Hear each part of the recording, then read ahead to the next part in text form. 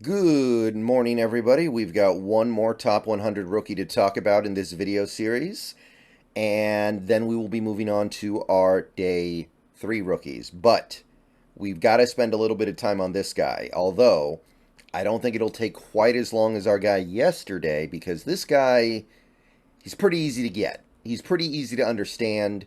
You look at him, you watch him play, and you get it. You understand what he's good at, you understand what he does, what he can do. You probably also get an idea of what maybe he can't do so much, but the use case is very clear with him. The benefits of him are very clear, maybe more so than just about any other player in this draft. You watch a Zach Charbonnet highlight reel, and it makes sense. Running back from UCLA, he's not a perfectly all-around running back, but if you were to take Kenneth Walker III and combine him with Zach Charbonnet, you would pretty much have a complete running back, and those two guys are going to do a great job complementing each other.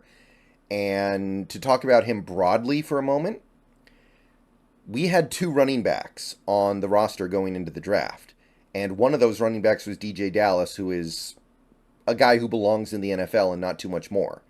So there were some people who were not terribly happy about using a top 100 pick. Actually, it was a top 60 pick on a running back again. But just understand that we needed a real running back here. We didn't just need a guy to fill out the depth chart. We needed somebody who was going to play and play a lot. And I think Charbonnet will play a lot, and we're going to be very happy that we have him.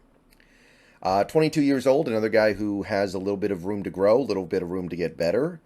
I don't know if he will get bigger, but 22 years old, plenty of room in front of him to improve.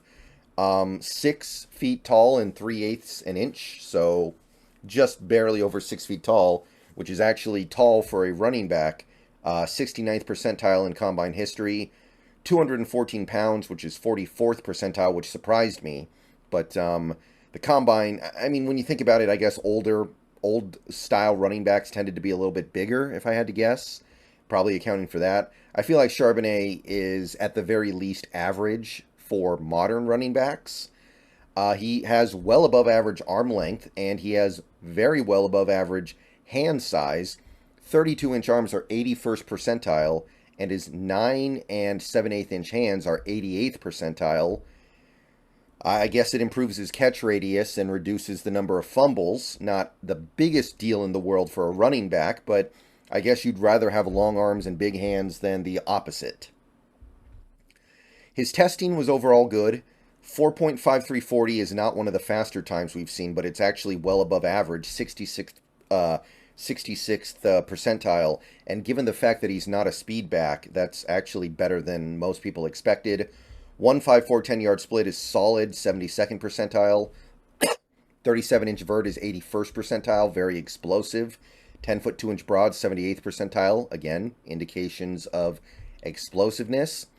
18 bench press reps is only 35th percentile, which a little bit surprising if you watch Charbonnet play, but I don't know if it's really going to be meaningful when he gets on a football field. All right, let's unpack Charbonnet here, starting with where his career started over in Michigan. He played 13 games for Michigan as a freshman, had just under 400 snaps, so he did actually play pretty decent amount for that Michigan team. 150 carries, 726 yards, 11 touchdowns, caught 8 passes on 14 catches for 30 yards, had 2 drops, which is, I mean, that's a little troubling on 14 targets, but it's also a really small sample size. He had well more than 30 yards after the catch, so a lot of his catches are in the backfield, and then he has to go make stuff happen. He did lose 1 fumble. Most of his yards were after contact, 434 yards after contact, averaged almost 3 yards per carry after contact. And that's going to be a big part of the equation here, because that is what we wish we had from our running backs last year that we just didn't get that much of. Going after contact, breaking tackles. In total that season, on less than 160 touches, he recorded 28 broken tackles or defenders made to miss. So he was doing a lot of things after getting hit. He had 21 runs of 10 yards or more and 6 runs of 15 yards or more. He allowed 2 pressures on pass blocking reps, which he actually had 62 of, so it was a significant chunk of his playing time. You can see that he was almost always used as a running back, but he did actually line up as a quarterback 5 times.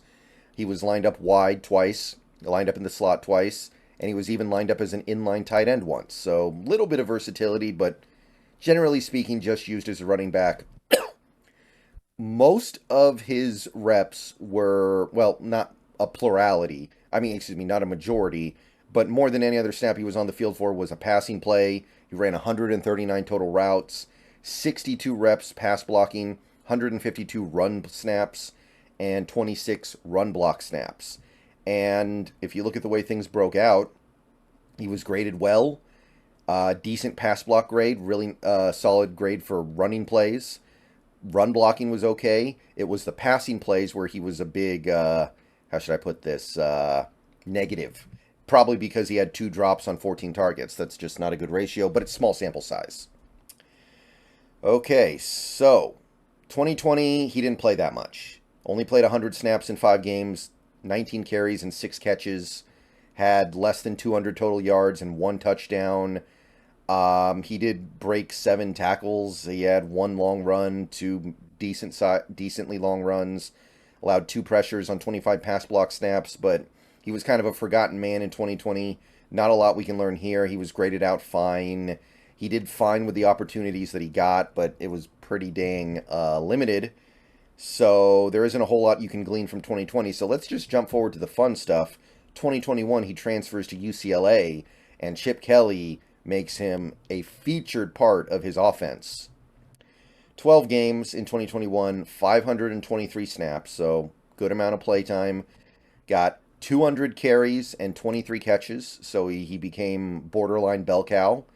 And he rewarded the UCLA Bruins with almost 1,150 yards, 5.6 yards per carry, 13 touchdowns, an incredibly high catch rate. He caught well over 90% of the passes thrown his way, almost 200 receiving yards, so 8.2 yards per catch. He had 1 drop on 25 targets, much better.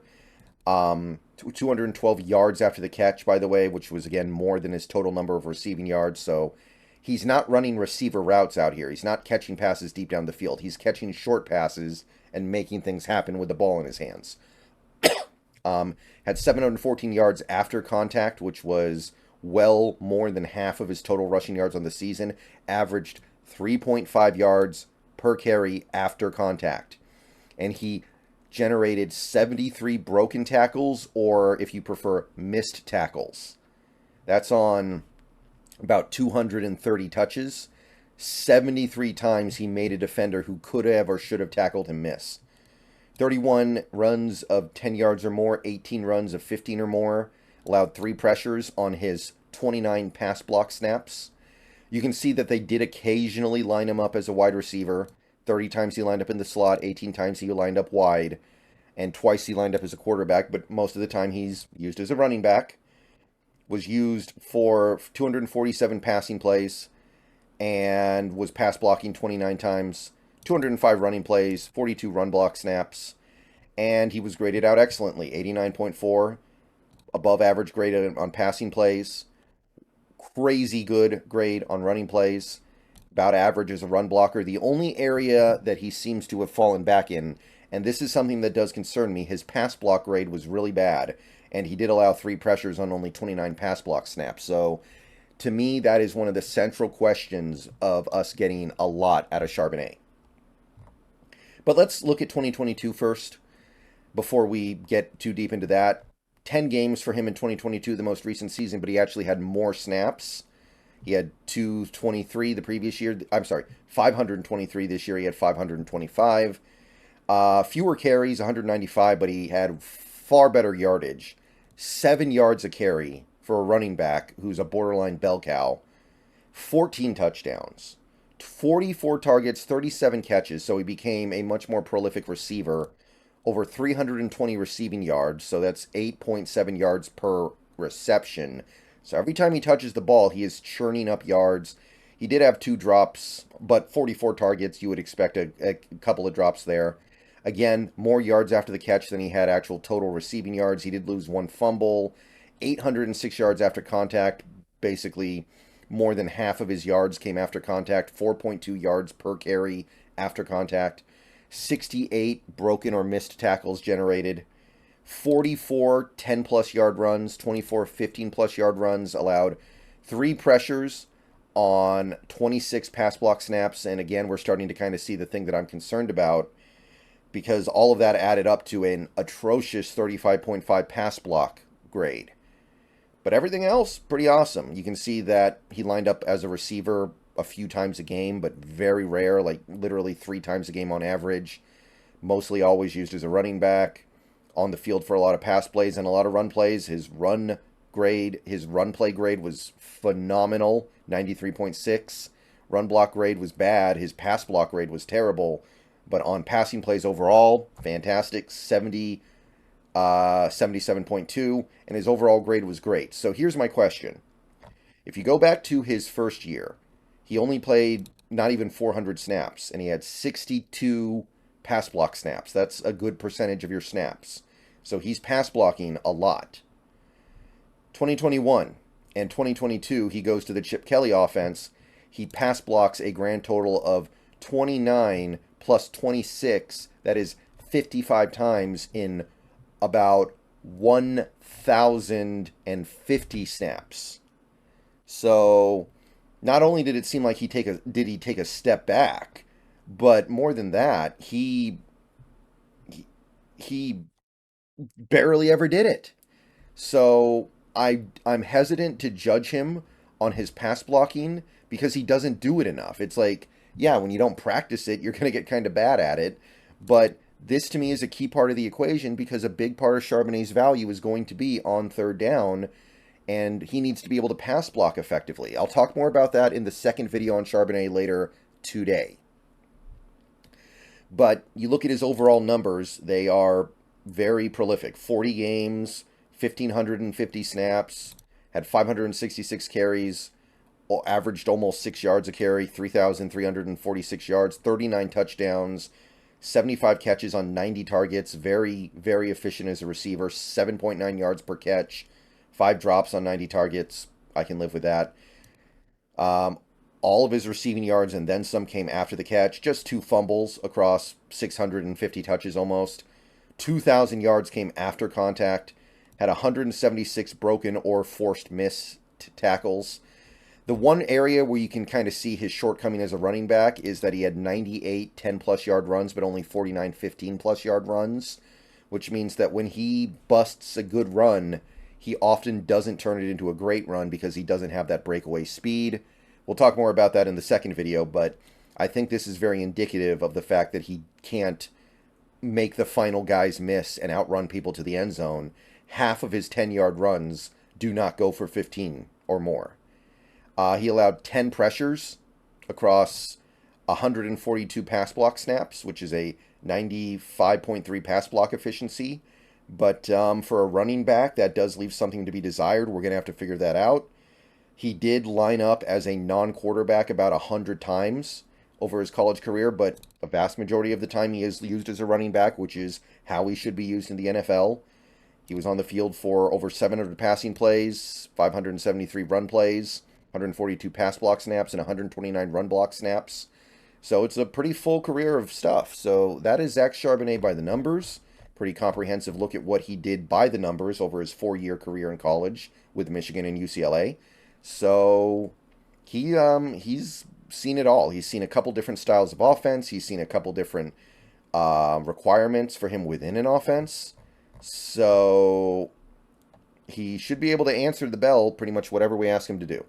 All right, I'll see you guys later today where I talk more about trying to get to the bottom of what these numbers mean in some cases. See you guys later. Go Hawks.